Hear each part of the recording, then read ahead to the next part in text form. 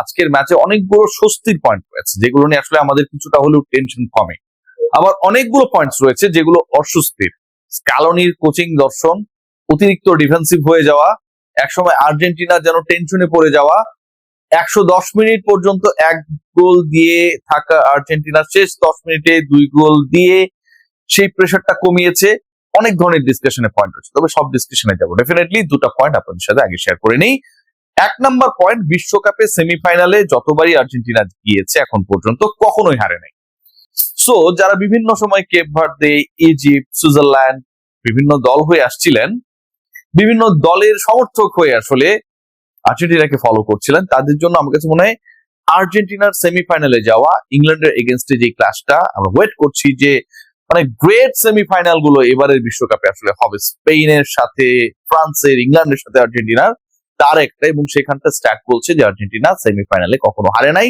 So কনফিডেন্সের জায়গায়, statistical জায়গা থেকে তারা এগিয়ে থাকবে। নাম্বার 2, লিওনেল মেসি তার এন্টায়ার ক্যারিয়ারে মর্তের সেরা ফুটবলার, ইংল্যান্ডের বিপক্ষে বিশ্বকাপে কখনো খেলে নাই। So it's going to be a very exciting semifinal, যেখানটায় আর্জেন্টিনা তাদের সেই স্ট্যাপটাকে ঠিক রাখার চেষ্টা করবে। 1986 বিশ্বকাপের স্মৃতিকে ইংল্যান্ড আর্জেন্টিনা আরেকবার ফিরিয়ে আনার চেষ্টা করবে। দুই দেশের মধ্যে ফকল্যান্ড আইল্যান্ডকে কেন্দ্র করে যে ধরনের উত্তেজনা একটা সময় ছিল, সেটা আবার নতুন রূপ পাবে, এবং আর্জেন্টিনা আরো একবার ফাইনালে যাবার পণ করে নামবে। আজকে স্বস্তির দিক কোথায়, কোন জায়গাটা আসলে সবচেয়ে বড় তৃপ্তির জায়গা ছিল? শুরুটা যদি করি, যে আজকে প্রথম 10 মিনিটেই আর্জেন্টিনা লিড পেল, লিওনেল মেসি এগেইন তার ক্রস, মানে ক্রস ঠিক বললে ঠিক হবে না, যে তিনি কর্নার নিলেন এবং সেখান থেকে ম্যাক অ্যালিস্টারের অসাধারণ হেডার। 10 মিনিটের মধ্যে সুইজারল্যান্ডের বিপক্ষে এগিয়ে গেল আর্জেন্টিনা। যারা খেলাটা সকালে উঠে দেখছিলাম, 10 মিনিটের মধ্যে যখন আর্জেন্টিনা এগিয়ে গেল, সবার মানে ভাবনার মধ্যে কি ছিল? To be very honest, all were expecting যে অন্তত 3-1, 3-0, মানে মেইন টাইমের মধ্যে, I am not talking about the extra time, 90 মিনিটের মধ্যে হয়তো এরকম একটা মার্জিনে আর্জেন্টিনা জিতে যাবে। বাট সেই খেলাটা কোথায় গিয়ে ঠিক শেষ পর্যন্ত 45 মিনিটস পর্যন্ত আমরা 1-0 এগিয়ে থাকা, এবং পরবর্তী সময়ে আর্জেন্টিনা গোল রিসিভ করলো, যে আর্জেন্টিনাকে কেন্দ্র করে মনে করা হচ্ছিল যারা 10ম মিনিটে গোল করেছে, এবং এবারের বিশ্বকাপে সেটা আর্জেন্টিনার ফাস্টেস্ট গোল।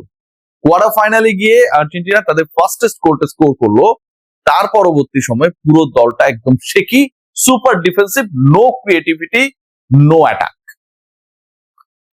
10 মিনিটে প্রথম গোল পাওয়া আর্জেন্টিনা 110 মিনিট পর্যন্ত ওই এক গোলেই থাকে। 10 জনের পরিণত, এমবোলো লাল কার্ড দেখে তার নাটক নিয়ে আলোচনা হবে। মাঠ ছাড়ার পরে সুইজারল্যান্ড 10 জনে পরিণত হবার পরেও আর্জেন্টিনা গোলের দেখা পেল না। Definitely it's a matter of tensed. আপনাকে এই ব্যাপার নিয়ে ভাবতেই হবে, টেনশিত হতেই হবে, যে আপনি প্রথম 10 মিনিটে গোল পাবার পরে যে স্ট্র্যাটেজিতে গিয়েছেন, is that supportable or not? Number 1।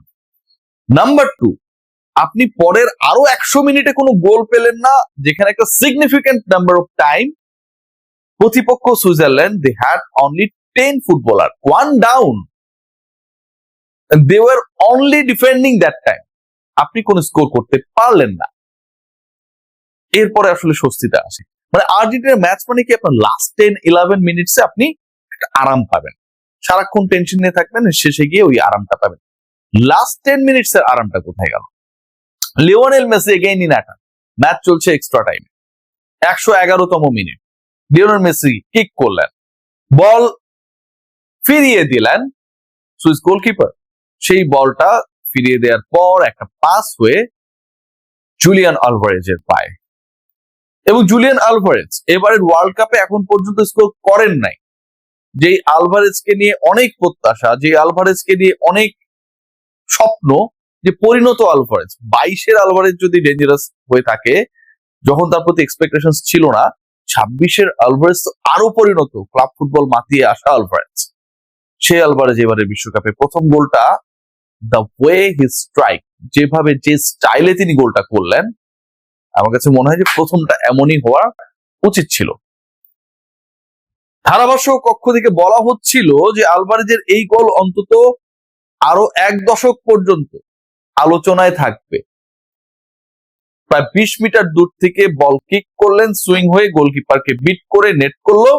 Argentina 2-1 এগিয়ে গেল। খেলার বাকি তখনও আর প্রায় 12 থেকে 13 মিনিট সব মিলিয়ে। বিশাল তৃপ্তি। আলভারেজ স্কোর করতে পারে নাই আগের 5 ম্যাচ পর্যন্ত, সেই আলভারেজ গোল করলেন। মেসি গোল করছেন কিন্তু আলভারেজরা গোল পাচ্ছেন না, সেই জায়গায় যেন সেই সকল প্রশ্নের উত্তর এই গোলটা দিয়ে দিল ইনস্টায়। বাকি থাকলো কে? লিওনেল মেসি না, তিনি অ্যাসিস্ট করছেন, আজকে তিনি গোল করবেন না। ইংল্যান্ডের জন্য জমিয়ে রেখেছিলেন মেসি, আর ইংল্যান্ডের জন্য প্রিপারেশনটা আজকে ভালোভাবেই নিলেন আলভারেজের পরে লটারো মার্টিনেজ। ম্যাচ যখন একদম শেষের মুহূর্তে 2-3 মিনিট বাকি, লটারো 121 মিনিটে গিয়ে এবারের বিশ্বকাপে তার সেকেন্ড গোল করলেন, আজকের ম্যাচের থার্ড গোল। আগেরটা ছিল পেনাল্টি গোল, বাট এবার যে গোলটা করলেন কাউন্টার অ্যাটাকে আর্জেন্টিনা যেভাবে এই গোলটা আদায় করে নিল এবং শেষ 10 মিনিটে যেভাবে খেললো, প্রথমত এরকম অ্যাটাকিং আর্জেন্টিনা যে কোনো দলের জন্য বিধ্বংসী। লাস্ট ম্যাচ ইজিপ্টের বিপক্ষে যেই কাজটা করেছিল আর্জেন্টিনা, আজকে যেন সেটারই একটা ছোটখাটো ডামি হয়ে গেল। And Alvarez and Martinez, both of them, they are now in form. They have got the confidence যেটা ল্যাকিংসটা ছিল। আর্জেন্টিনা লিওনেল মেসি গোল না পাবার কারণে যতটুকু মন খারাপ, তার থেকে লিওনেল মেসি গোল না পেলেও Alvarez Martinez they are ready to score, এই তৃপ্তি, এই ভাবনা, এই শান্তিতে আমার কাছে মনে হয় they are more than happy, and it was very much needed. McAllister, Alvarez and মার্টিনেজের 3 গোল আজকে আমার কাছে মনে হয় যে was very much needed for Argentina. But যেই সময় আর্জেন্টিনা গোলগুলো করেছে, এক্সট্রা টাইমে খেলাটা চলে গেছে, that was not convincing, expected. এটাকে সাপোর্ট করার কোনো সুযোগ নেই। The way Lionel Scaloni actually think and the philosophy after scoring the first goal, এটা কোনোভাবে সাপোর্টেবল না। নাটক অনেক হয়েছে, নাটক করতে গিয়েই ইনফ্যাক্ট লাল কার্ড দেখেছেন, এবং সেই লাল কার্ডের কারণে একটা সময় সুইজারল্যান্ড 10 জনের পরিণত হয়েছিল। এই 10 জনের এগেইনস্ট আর্জেন্টিনা কি করতে পারে সেটাই করেছে, যা 11 জনের বিরুদ্ধেও তারা করেছিল। ওইখানটায় আমরা কোনো এক্সট্রা কোনো কিছু দেখতে পারি নাই। আলভারেজ মার্টিনেজের গোলের পাশাপাশি have to praise Emi Martinez. আজকে যেভাবে কিপিং করেছে লাস্ট 5 গেমসে যদি দেখেন, দ্যাট মনে হচ্ছিল যে মানে তিনি কেন যেন শেকি, তার বডি চলছে না, রিফ্লেক্স প্রপার না।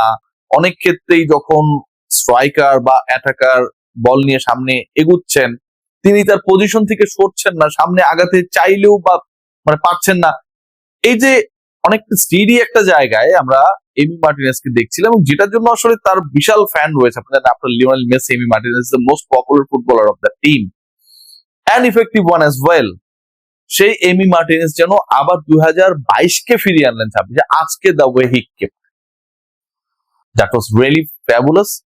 অ্যান্ড আমার কাছে মনে হয় অন্তত 3টা ভালো সেভ করেছেন, যেখান থেকে একটা হলেও গোল হতে পারতো। And if that happen, Argentina could be in great trouble. Argentina finally to the semifinal. আর্জেন্টিনার এই সেমিফাইনালটা আবারও বলবো, এটা একটা বিশেষ ব্যাপার, কারণ কখনোই আর্জেন্টিনা সেমিতে হারে না। কখনোই ইংল্যান্ডের বিপক্ষে লিওনেল মেসি খেলেন নাই। সো কখনোই সেমিতে না হারা আর্জেন্টিনা লিওনেল মেসির অধিনায়কত্বে এবার কি করে সেটা দেখার অপেক্ষায়। 8 গোলের লিওনেল মেসি অবশেষে তার টানা 5 ম্যাচে গোল স্কোর করার পরে থামলেন। শুরুটা করেছিলেন আলজেরিয়ার বিপক্ষে, তারপরে করেছিলেন অস্ট্রিয়ার বিপক্ষে, তারপর করেছেন জর্ডানের বিপক্ষে, কেপ ভার্দে, দেন ইজিপ্ট, অবশেষে সুইজারল্যান্ডের বিপক্ষে মেসি গোল পেলেন না। It's little bit of upsetting for me. সবাই ভালো থাকবেন।